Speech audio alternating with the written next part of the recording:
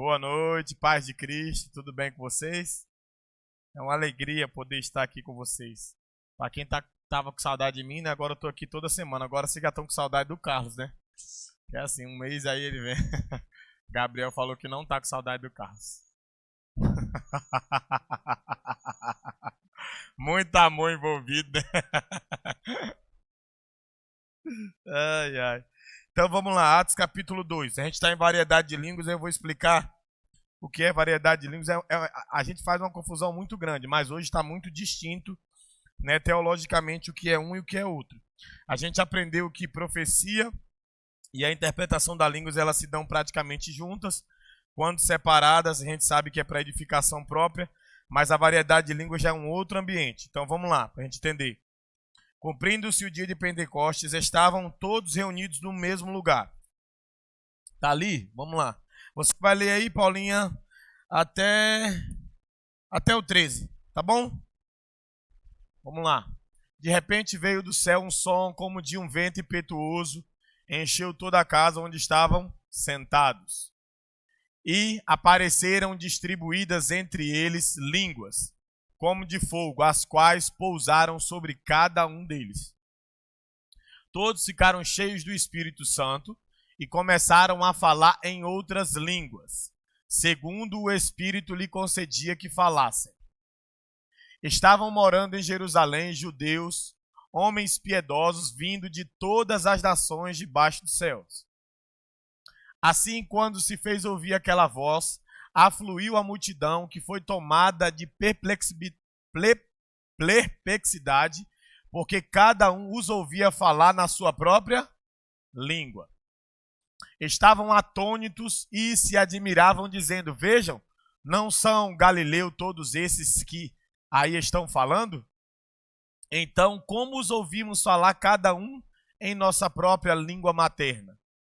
Somos partos, medos, elamitas e os naturais da Mesopotâmia, Judéia, Capadócia, Ponto e Ásia, da Frígia, da Panfilha, do Egito e das regiões da Líbia, das imediações de Cirene e romanos que aqui residem.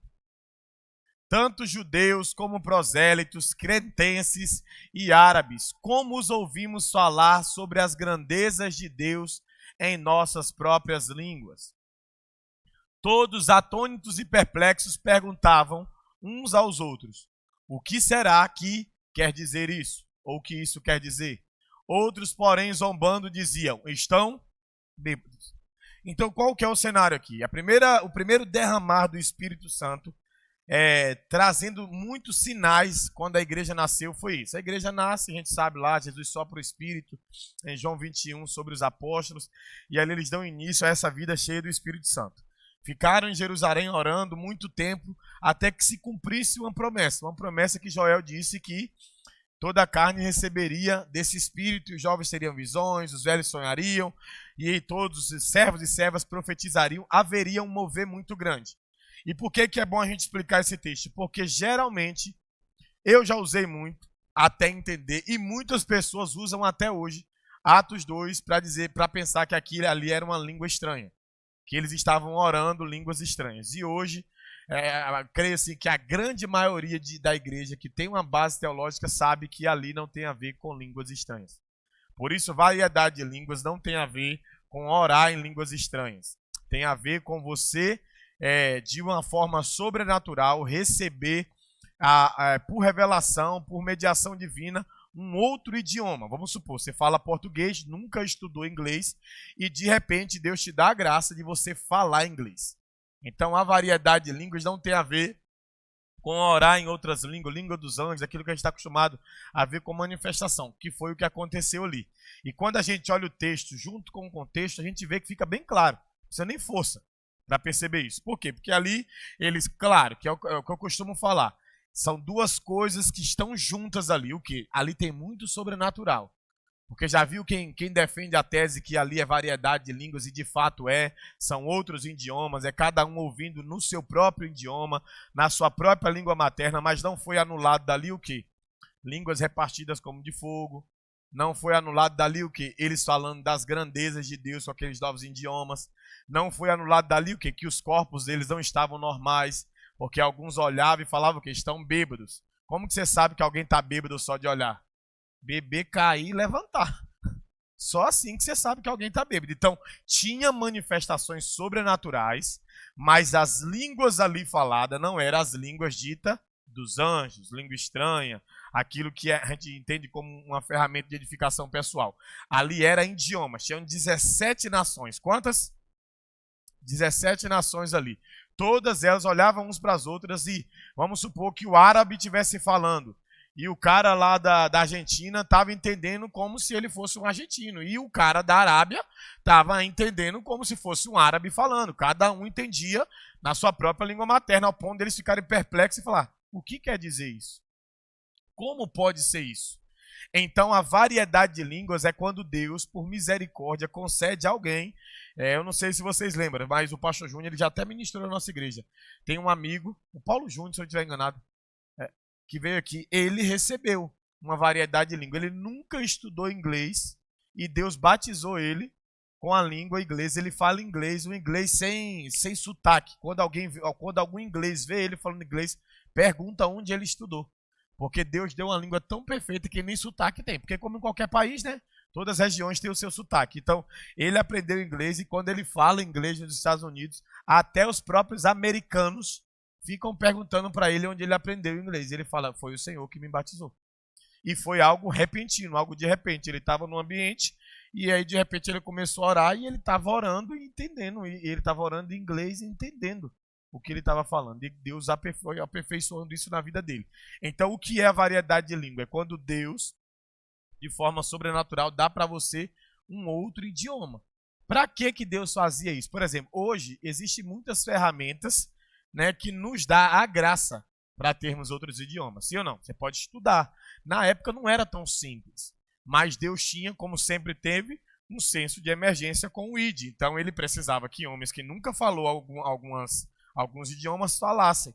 Então ele dava a esses homens o quê? A graça de falar esses idiomas.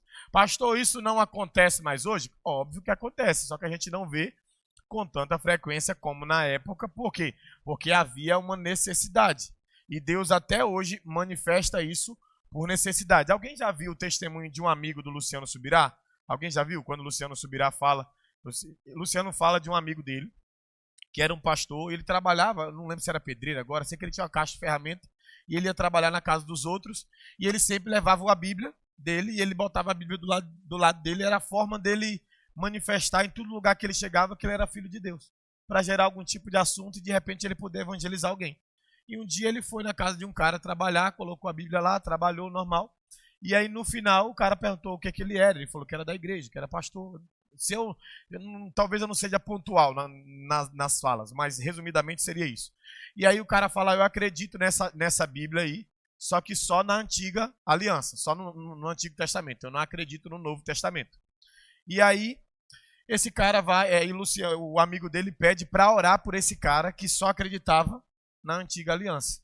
E aí esse cara contando a experiência para o Luciano Subirá, e o Luciano Subirá partilhando essa experiência, o cara pede para orar por esse rapaz. Eu posso orar? Então, em nome do Deus do Antigo Testamento, eu posso orar por você? Pediu para orar por esse cara que não acreditava em Jesus, não acreditava no Novo Testamento. E aí, quando ele vai orar para o cara, ele sente uma vontade muito grande de fazer uma coisa que, biblicamente, a gente não é aconselhado a fazer. Que é o quê? Orar em língua diante de uma pessoa incrédula. Diante de uma pessoa que não tem compreensão daquilo. Né? Se uma pessoa que não conhece Jesus entra aqui na igreja e vê a gente orando em língua, vai falar assim: um bando de doido, né? E é normal. Quem aqui já chamou a igreja de um bando de doido? Até fazer parte dos doidos desse bando, né? Então, e aí ele ficou com essa impressão e Deus falando forte no coração dele: ora em língua, ora em língua, ora em língua, ao ponto que ele pegou e começou a orar em língua. E quando ele começou a orar em língua, ele achou que estava orando a língua dos anjos normal. Só que de repente o cara começou a desmanchar, o cara começou a chorar desesperadamente. Quando ele terminou a oração, o cara perguntou para ele assim, eu não tenho certeza se era o árabe ou se era hebraico. Era um judeu, né? E aí o cara vai e pergunta para ele assim: onde você aprendeu a falar em hebraico? E ele falou assim, eu nunca aprendi a falar em hebraico. Ele, você orou por mim em hebraico. Ou seja, naquele momento, Deus queria alcançar um coração e Deus deu para aquele homem o que? A variedade de língua, um idioma diferente, porque Deus queria alcançar aquele homem. Então, a variedade de língua, ela pode ser usada como um sinal para um incrédulo. Imagina, irmão, tu conhece um cara aí que é de um outro idioma, e o cara desdenha de Deus, e de repente você começa a falar no idioma desse cara, sem nunca ter falado, e orar por ele, e de repente revelar algo dentro da língua dele, ele olhar e ficar impressionado. E aí ele finaliza o testemunho dizendo, ó, essa parte, ele até brinca, ele fala assim, essa parte aí, disso aqui que aconteceu não está na antiga aliança, é uma parte da promessa da nova aliança, que você não conhece, que você não acredita. Então, de alguma maneira, Deus usou aquele dom para atrair aquele cara para aquele ambiente. Então, assim, a variedade de língua é quando Deus dá um outro idioma. Então, a gente precisa ter muito cuidado com isso. Atos 2 não é bom a gente usar para falar, vamos orar aqui em língua agora, porque Atos 2 diz isso. Não. Atos 2 é variedade de línguas. 17 nações, todas elas falando um idioma onde todos entendiam. Claro que a gente não pode se tornar tradicional ao ponto de dizer, não, lá era variedade de língua. E só, não, tinha sobrenatural lá. Tinha uma movimentação diferente, tinha uma glória de Deus muito grande. Irmão, ali era a primícia do Espírito Santo. Tu já viu Deus fazer algum tipo de primícia que ele não vem com violência? Toda primícia é o que de melhor tem. Paulo fala, em uma das suas cartas, a Romano, Paulo fala assim, nós recebemos as primícias do Espírito. O que ele está dizendo? Quando o Espírito iniciou o ministério aqui na Terra, irmão, nós recebemos o início disso. É por isso que eles viveram coisas maravilhosas. Então você acha que aquele dia tão glorioso, aquele dia tão poderoso, tão esperado, e o cumprimento da promessa ia ser só homens em pés, orando outro idioma? Não. É óbvio que tinha algo sobrenatural acontecendo ali. É tanto que até a movimentação, no dia que se cumpriu o Pentecostes, o que acontece? O que acontece? A gente lê o texto. Ouvi do céu o quê? Um som, como de um trovão, vento. Então, assim, é óbvio que está acontecendo algo sobrenatural. Então, a gente não pode ser aqueles caras que, não, ali é só um novo idioma. E a gente não pode ser aquele de, não, ali era oração em língua, todo mundo chapado e babando. Não, irmãos. Deus pode batizar você com um novo idioma? Pode. Pede a Deus, fala assim, Deus me batize. Imagina, irmão. Eu vou nos Estados Unidos, eu até hoje não estudei nada. Imagina se Deus me batiza com inglês. Coisa maravilhosa. Sem eu ter feito uma aula. Ia ser maravilhoso. Ele pode fazer? Pode. Ele pode, mas o que eu quero dizer sobre isso é o quê? Que hoje a gente tem muitos recursos para correr atrás disso. Por isso que a gente não vê, às vezes, Deus fazendo tanto. Na época não tinha tanto recurso. E qual era a palavra para todos os apóstolos? Ide por todas as nações. Então os caras iam passar por lugares. Imagina chegar num lugar e não saber o idioma. Como é que você vai falar de Jesus num lugar que você não sabia o idioma? Não ia dar tempo de você estudar, não ia dar tempo de você aprender, não tinha um professor. Então Deus tinha que, de forma sobrenatural, implantar variedade de línguas. Então todas as vezes que você vê variedade de língua tem a ver com outro idioma. Língua estranha, interpretação das línguas, aí sim tem a ver com a língua dos anjos, aí sim tem a ver com essa movimentação que a gente está acostumado aí. Ficou claro? De verdade?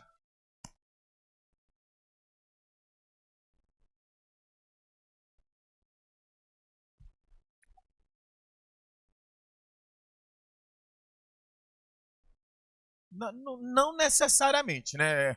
Se a gente quiser dar uma forçada, que a gente gosta de vez em quando, a gente pode fazer esse paralelo, mas não necessariamente. Ali era consenso de urgência, igual eu estou falando.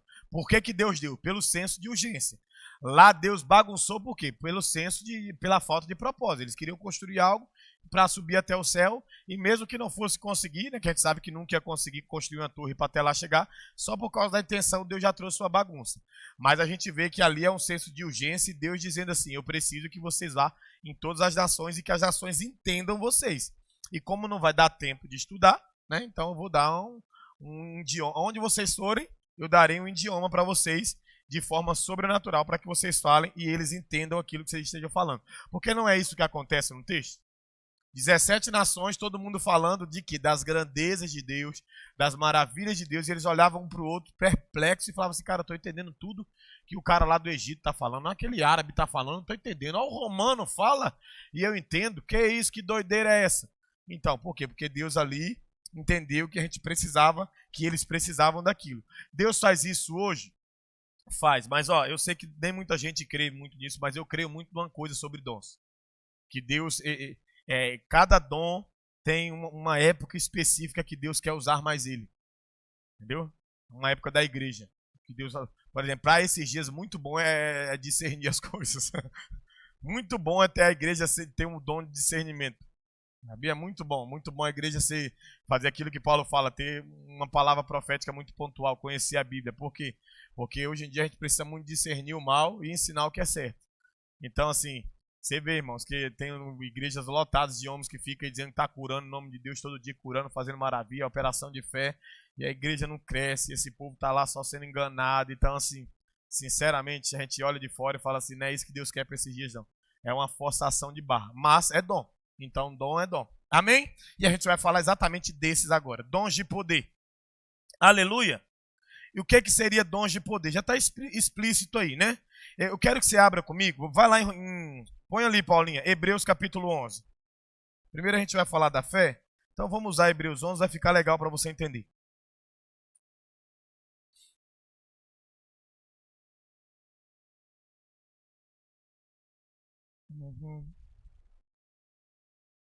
Vamos ler aí a partir do 32. Do 32 ao 38.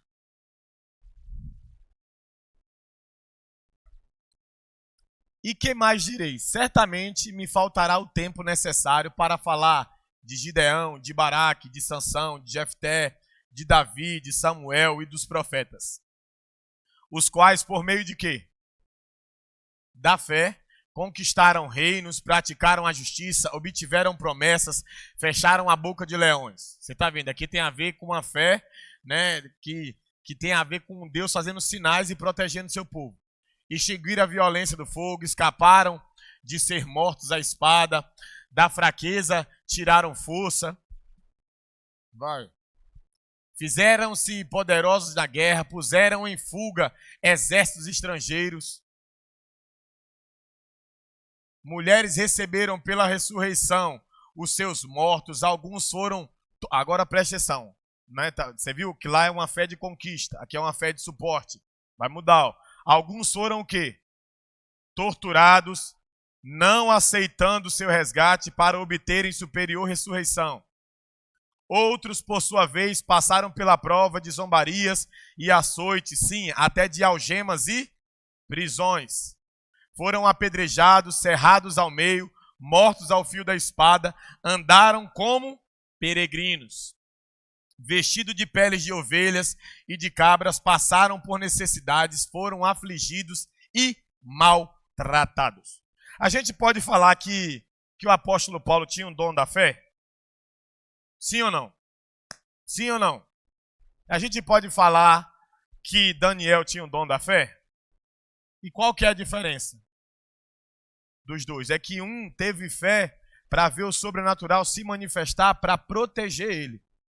O outro teve fé para morrer em nome daquilo que ele acreditava. Então, o dom da fé não é como ter fé. Toda a igreja tem fé. Todo ser humano tem uma medida de fé. Todo ser humano pode aumentar sua medida de fé a partir de quê? A fé vem pelo ouvir a palavra e a palavra é de Deus. Mas uma coisa é eu ter fé, fé na palavra, fé em Jesus. Uma coisa é eu crer nas escrituras. Outra coisa é eu ter o dom de fé. O dom da fé é diferente. Você vai ver que ele começa a listar homens que viveram o sobrenatural, aplacaram fogo, destruíram o exército. Olha só Josafá, irmão. Pela fé, aquele cara botou os adoradores da frente. Um exército minúsculo. Destruiu 3 reinos. Olha só a quantidade de homens que pela fé fizeram maravilhas. E outros que pela fé passaram por torturas. Então é óbvio que o dom da fé não é essa fé que toda a igreja tem. É uma fé diferente. É uma fé que vai evidenciar muito quem Deus é. Por exemplo, quando Nabucodonosor joga aqueles meninos na fornalha, que aqueles meninos não morrem, e que lá dentro tem um quarto homem pulando. Quando ele sai de lá, o que aconteceu? O que Nabucodonosor fala? Rapaz, não dá para brincar com esse Deus não. Vamos aqui, todo mundo vai ter que reconhecer que o Deus de Israel é o Deus Todo-Poderoso mesmo, que com esse Deus não se mexe não. Deixa o povo deles adorar ele, bom é que a gente adore ele também. Então a fé de Sadraque, Mesaque e Abednego exaltou quem Deus era. Mas Deus não quer dar uma fé, não existe pessoas que têm o dom da fé só para conquista. Existem pessoas que têm o dom da fé para quê? Para suportar as coisas. A gente vê, Jesus usou o dom da fé para suportar a cruz. Jesus usou. A Bíblia fala que quem é o autor da fé? Quando fala de autor é algo que deu o quê? Alguém que fez o quê? Deu início, escreveu algo, autor. E aí fala que ele é o que da fé? Autor e consumador. E onde que ele consumou a fé? Conquistando? Não, morrendo numa cruz. Então, o dom da fé é diferente. O dom da fé, ele vai evidenciar, às vezes, a proteção de Deus com a igreja e vai evidenciar o amor da igreja a Deus. O amor de algumas pessoas a Deus. E é óbvio que nem todo mundo tem isso. Por isso que, às vezes, a gente olha para algumas coisas das Escrituras e a gente mesmo, pelo menos dentro da humanidade nossa, a gente fala assim, rapaz, isso aqui, pelo que eu acho que eu sou, eu não conseguiria isso aqui, não. Estevão também. É um tipo de dom de fé para...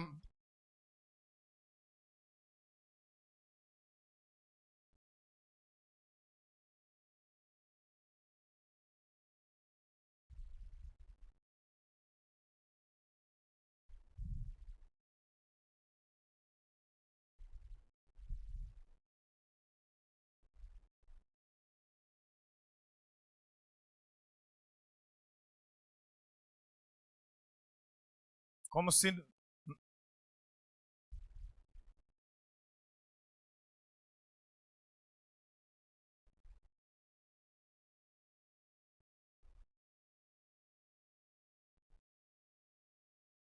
Sim.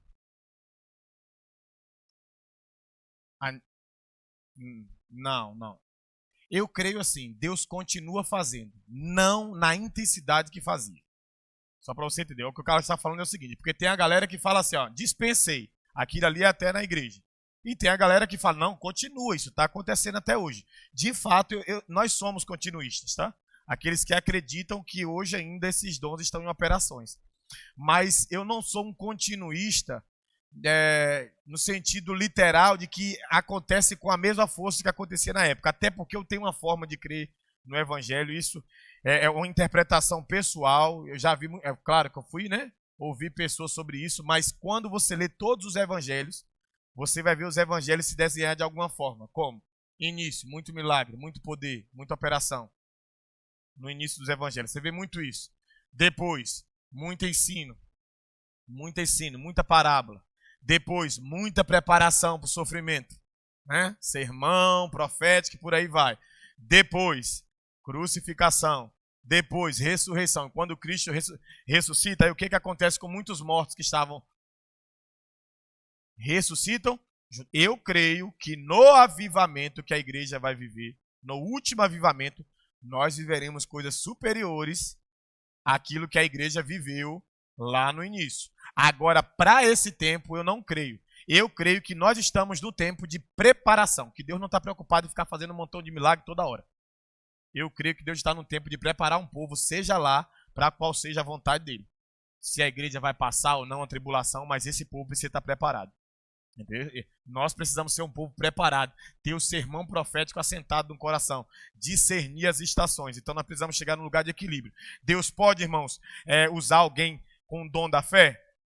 Mas Deus está usando um montão de gente com o dom da fé? Não está. Porque se tivesse, irmão, acredite, tinha gente saudável.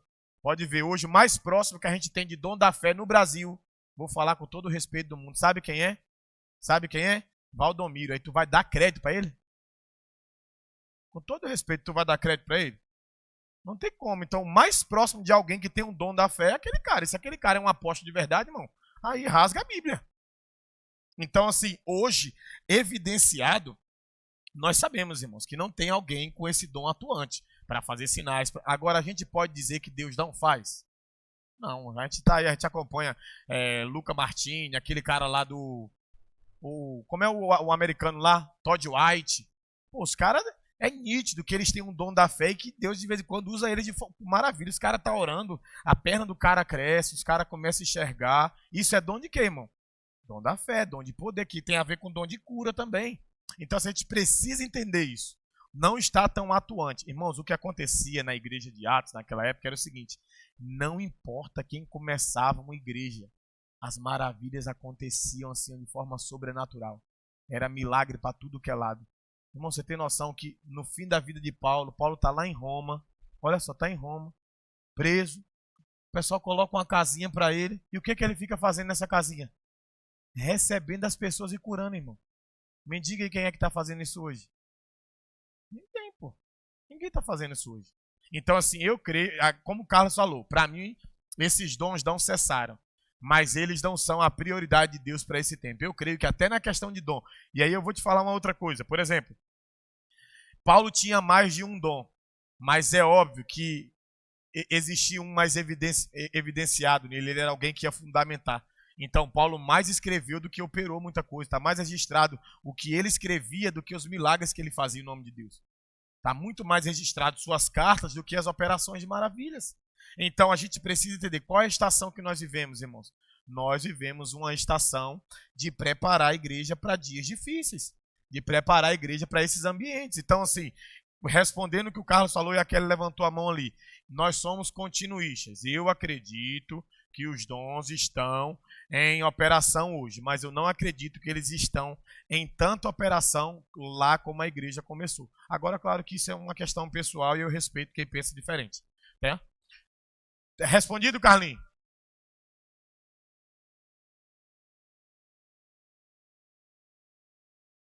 Como assim? Não entendi.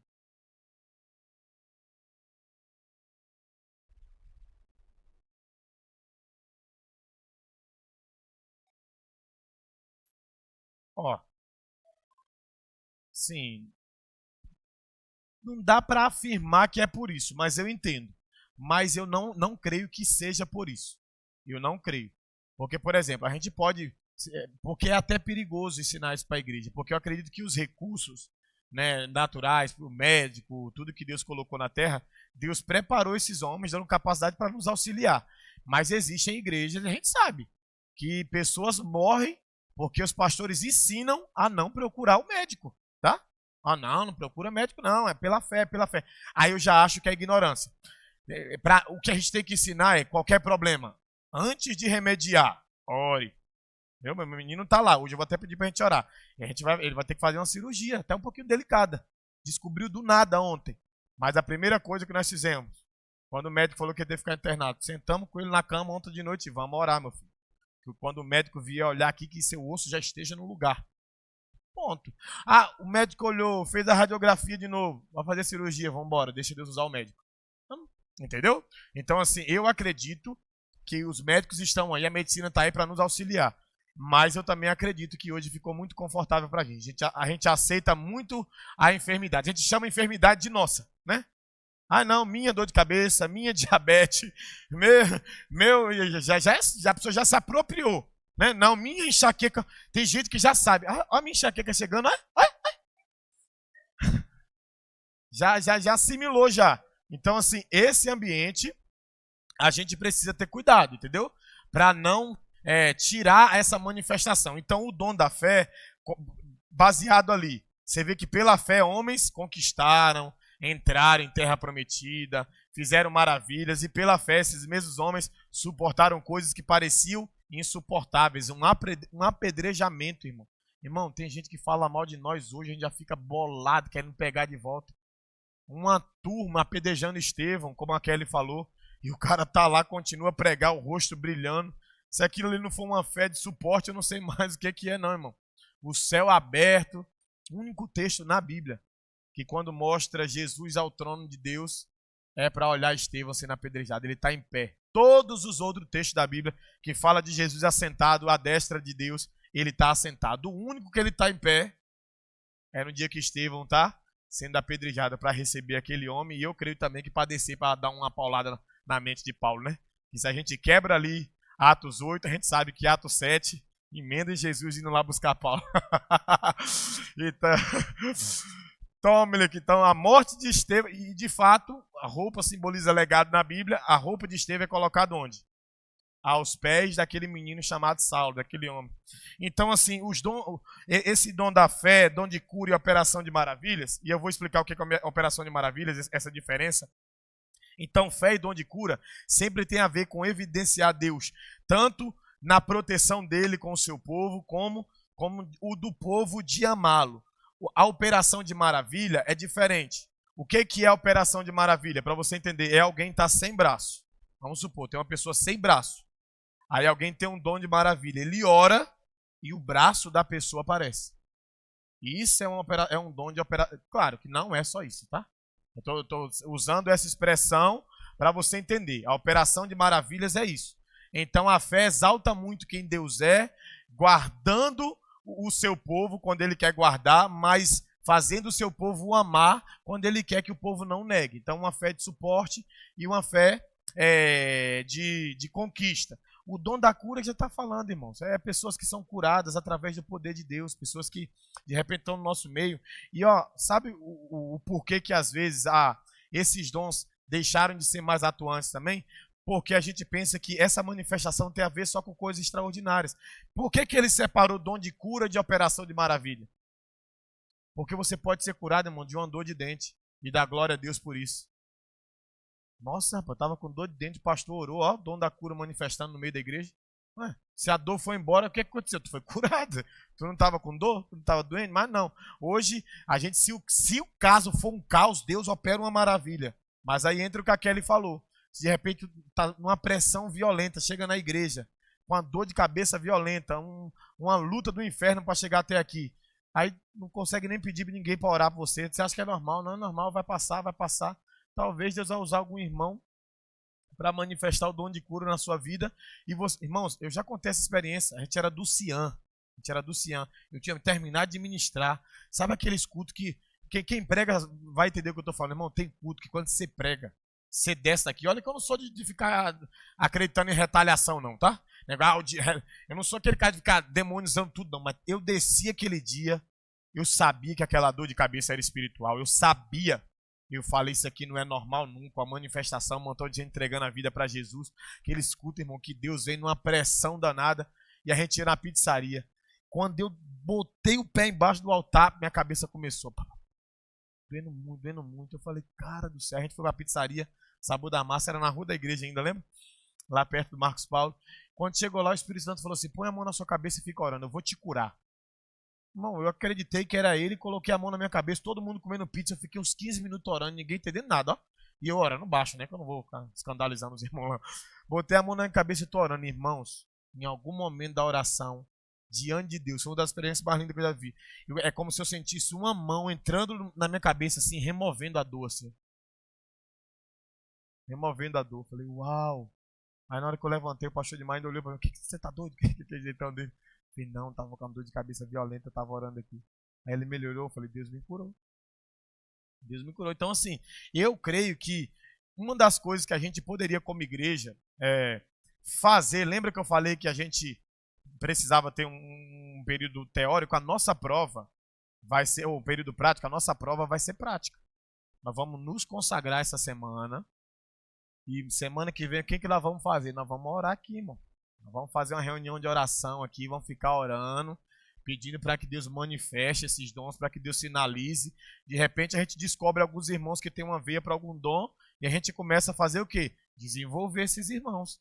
Então nós vamos estabelecer um jejum, leituras específicas sobre passagens que tem manifestações de dons. Você vai orar, a gente vai orar uns pelos outros, vai vir aqui sempre segunda-feira que vem. Deus, se o Senhor quiser me dar uma palavra para alguém, já começa a me mostrar agora, durante a semana, ó. E quando chegar aqui, com muita sabedoria, com muito temor, vamos no irmão, que Deus te dê a palavra, entrega a palavra e pergunta, é de Deus? Se for de Deus, o que é que o irmão vai falar? É de Deus. Se não for, o que é que o irmão vai falar? Ora mais. Ora mais. Mas a gente precisa criar esse ambiente. Eu vi o Luciano Subirá falando, eu achei lindo. O cara falou assim, como é que eu faço para aperfeiçoar meu dom? Ele falou assim, usa, desenvolve. Qual é o grande problema nosso? A gente tem uma veia de dom e a gente não quer desenvolver ela. E às vezes a gente tem e nem percebeu que tem. Então, assim, essas coisas vão acontecer no nosso meio, irmãos, quando a gente tiver mais ousadia para isso. Eu conheço um menino, ele é precioso. Uma vez Deus usou a minha vida para liberar um dom de cura sobre a família dele. Sabe o que ele se tornou, teologicamente falando? Um cara que é sensacionista, que fala? Quando sensacionalista, isso. Que é o quê? Que é aqueles caras que não acreditam mais nesse tipo de dom. Então, eu sei, irmãos, que Deus liberou um dom sobre a vida dele. A gente estava no monte orando, uma glória de Deus violenta. Deus olhou, Deus falou no meu coração assim: vai lá nele e na esposa. Fala que através das mãos deles eu vou sarar muita gente. Não, não. Não é isso mesmo não. É continuista e o que, Gabriel? Quem não acredita? Dispensacionalista. Perdão, aquele dispensacionalista. Não é sensacionista não, é o quê? É sensacionista então, perdão, Gabriel. É outra coisa. Então vamos lá, ó. Sensacionista, é sensacionista? É aquele que acredita que os dons cessaram. E continuista é aquele que acredita que os dons... Então, dependendo da igreja que você tiver inserido, você vai estar inserido em um ambiente sensacionista. Que muitos dos dons aquela igreja não acredita que existem mais. E eu creio que a gente pode, como bons filhos de Deus, colocar isso no meio e permitir que Deus nos mostre que Ele está vivo nesse lugar. De que Ele ainda opera assim. Como que a gente faz isso? Criando ambientes para que Deus possa fazer. É óbvio que existem dons que estão evidenciados, né, que a gente vê acontecendo mais. Mas será que os outros foram interrompidos ou é a gente que não gosta mais deles? É a gente que não tem mais apreço por eles? É a gente que não pede a Deus para ser usado neles? Então, assim, eu creio que uma das coisas que a igreja poderia fazer é desenvolver a igreja própria nisso. Fazer reunião de pessoas mais maduras e falar, vamos orar, vamos pedir a Deus, vamos ver se Deus mostra alguém sendo ministrado para essa área e coisa e tal, e a pessoa começar a acreditar naquilo e viver para aquilo, porque, irmãos, todos os dons é para a edificação da igreja, entendeu? Todos os dons é para edificação. Se tem essa lista aqui, claro que tem mais, mas se tem essa lista de 9, eu acredito que esses 9 são dons muito pontuais para a igreja. Você vê que Paulo não criticou a igreja de Corinto por ter todos os dons. Ele deu graças a Deus. Ele criticou porque ela tinha dom, mas não tinha maturidade. Então Paulo não falou assim, acaba com os dons e vamos ser maduro. Não, ele só falou assim, vamos amadurecer para saber usar melhor os dons? Então eu vejo que a gente precisa amadurecer para saber melhor os dons. Agora, como que eu sei também que eu posso ter uma veia de dom? Irmão, olha só, uma vez um outro menino que andava com a gente no Cian, ele pediu a Deus o dom de curar e ele recebeu. Ele viu uma situação, olha só como é que foi, ele viu uma situação de uma pessoa pedindo para ser curada. E aí ele vendo, né, a pessoa pedindo, poxa pastor, eu quero ser curada, eu estou com isso e isso aqui, e o pastor orou, não aconteceu nada na vida da pessoa, e aí depois a pessoa ficou frustrada e coisa e tal, e aí Deus começou a falar isso no coração dele, ele falou, Deus, eu quero ter o dom da cura. Deus deu o dom para ele de cura, e sabe o que ele fez? Ele foi nessa pessoa frustrada, orou e a pessoa foi curada. Deus matou 2 coelhos com a cajadada só. Então, assim, eu vejo que... Só que aí, qual que é o problema de ter todos esses dons? Porque há um problema em ter todos os dons. O quê? As suas singularidades, né? No sentido assim, pode ver, tem igreja que ama um tipo de dom. E parece que os outros não cabem nela. Não, aqui vamos expulsar demônio. E aqui? Então, aqui vamos curar os outros. E aqui vamos revelar. E aqui, vamos ficar o culto inteiro orando em língua. E aqui, traz os enfermos. Não, irmão. Assim como 5 ministérios precisam estar atuantes numa só comunidade, assim todos os dons precisam estar atuantes numa só comunidade. Vai ter pessoas que vai chegar ali que vai precisar de uma palavra de conhecimento? Sim ou não? Vai ter pessoas que vai entrar por ali que vai precisar serem curadas de alguma enfermidade? Sim ou não? Vai precisar que vai precisar que alguém que tem um dom da fé libere uma palavra? Vai. Então, assim, o problema é que a gente começou a amar demais umas coisas e desgostar demais de outras. Mas os dons de poder, basicamente, são esses aí que a gente está falando. Deixa eu encerrar essa aula, depois a gente volta. Vai lá tomar um café. Tem pão aí com o quê? Encerra a aula aí, Carlinhos, para nós. Tem pão com o quê aí? Pão com costela. Quanto que é o pão com costela?